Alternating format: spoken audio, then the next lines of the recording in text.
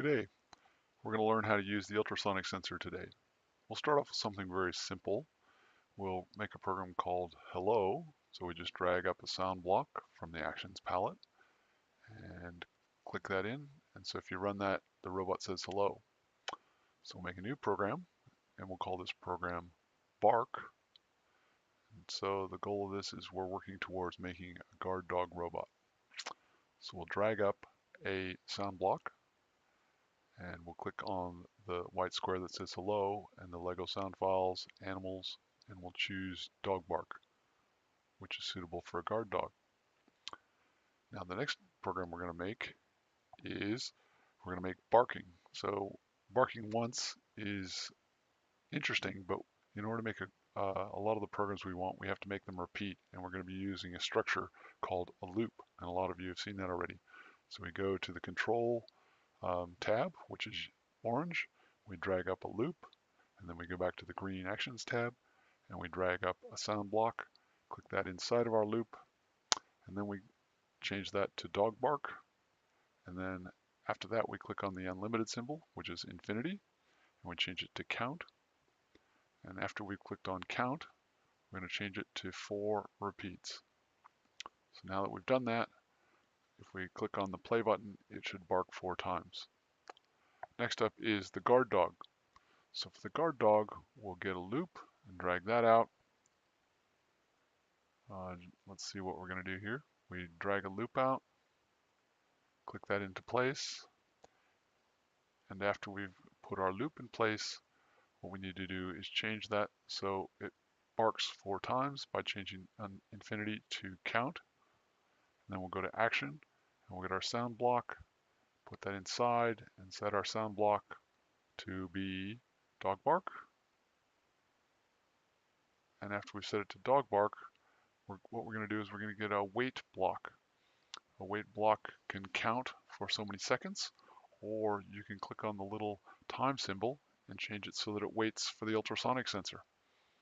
And we're going to go compare and distance in centimeters. And so this says that it waits until the distance on the ultrasonic sensor is less than 50. Make sure you have your sensor plugged into port 4, otherwise it won't work. And just to finish it off, we're going to put a motor block on the end so the guard dog goes forward after it barks 4 times. So there's our guard dog. We have to make sure we give it a proper name. Just a warning, if you put spaces in the names of your program, sometimes it causes problems. We'll make a new program, and our new program is going to be called EverGuard. So it's like guard dog, but it goes on and on and on. So for EverGuard, we'll go again, start off with a loop, and snap that into place. And we'll get our wait block and set the wait block to be based on distance. We'll get our motor block and click our motor block on the end. And we'll set the time to be ultrasonic, compare distance in centimeters.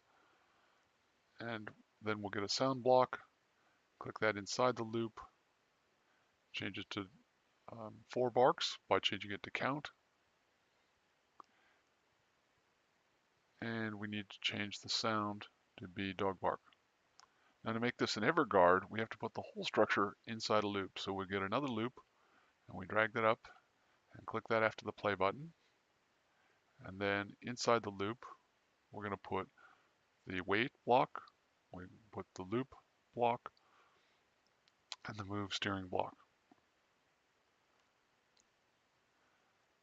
So that's all done. We make our new program, and our next program, we're going to start in a slightly different direction. This is called no collision. Excuse me.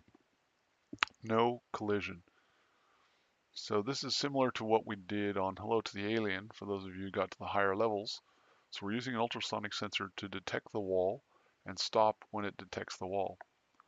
So what we're going to do is get our loop, drag it up and click it in place. We're going to go to motor blocks. Actually, let's change it to be ultrasonic sensor, measure distance. So it exits the loop when the distance is less than 50 centimeters. Again, make sure your sensor is plugged into port 4. We're going to change the rotations so that the motor is constantly on until it leaves the loop. Now the next program we're going to do is called tailgate. Excuse me.